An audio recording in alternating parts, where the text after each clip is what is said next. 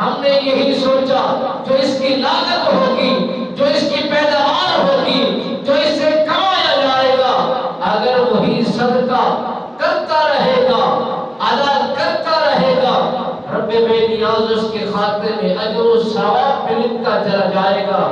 نیکیوں کے پہاڑ اور نیکیوں کے انبار اس کے خاتے میں عطا کر دیے جائیں گے۔ حضرت ابو ذر غفاری رضی اللہ تعالیٰ عنہ سرکار صحابی رسول ہے، میرے نبی کی دربار گوہربار میں حاضر خدمت ہوئے، عرض کرتے ہیں یا رسول اللہ صلی اللہ علیہ وسلم مجھے تلقین کیجئے، میں اللہ کی راہ میں کیا خرچ کروں اور کون سی چیز اللہ کی راہ میں زیادہ محبوب ہے، زیادہ پسندیدہ ہے، اللہ کے حضور اللہ اس کو زیادہ پسند کرتا ہے۔ رب بے نیاز نے اس وقت یہ قرآن کا حصہ نازل فرمایا کہ لن تنالوا البر حتى تنفقوا مما تحبون وما تنفقوا من شيء فإن الله به كل شيء عليم۔ رب بے نیاز نے فرمایا جو تم چیزیں پسند کرتے ہو، جو تمہیں چیزیں محبوب لگتی ہے، جس سے تم زیادہ پیار کرتے ہو اور جس کی زیادہ دیکھ بھال کرتے ہو، جو تمہاری چیزیں تمہارے ہاں عزیز لگتی ہیں،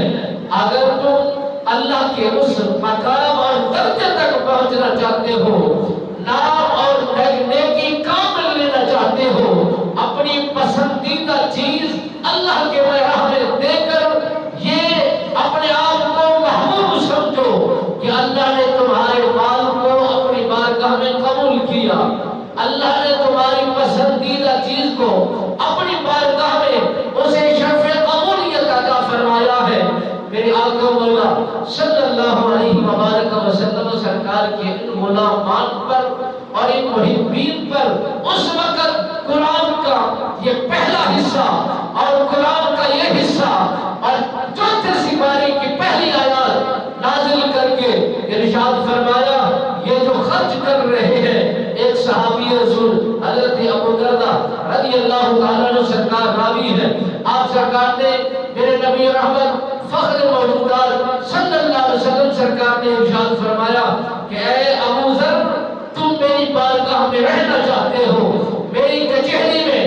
میری تربیت کو پانا چاہتے ہو، میں نے سنا ہے تمہارے ہاں سینکڑوں کی مثال میں، سینکڑوں کی تعداد میں اونٹوں کی قطاریں موجود ہیں، ہماری قربت میں وہی رہے گا جو صدقہ کرنا پسند کرے گا، جو اللہ کے راہ میں حکم ماننے کو تیار ہوگا۔ اللہ نے تمہیں مال دیا ہے، تمہیں زر دیا ہے، کیا یہ تمہاری تربیت بھی ہے اور تمہارا یہ مزاج بھی ہے؟ جب ہم چاہیں گے مال لیں گے، کیا تم مال کو اللہ کی راہ میں دینے کے لیے قربان پیش کرو گے؟ اللہ کی راہ میں اپنے مال کو قربان کرنا پسند کرو گے؟ حضرت ابو ذر رضی اللہ تعالیٰ عنہ سرکار نے احاطہ کیا، تحیہ کیا، یہ وعدہ کیا کہ یا رسول اللہ آپ اپنی رفاقت عطا فرمائیں، اپنی قربت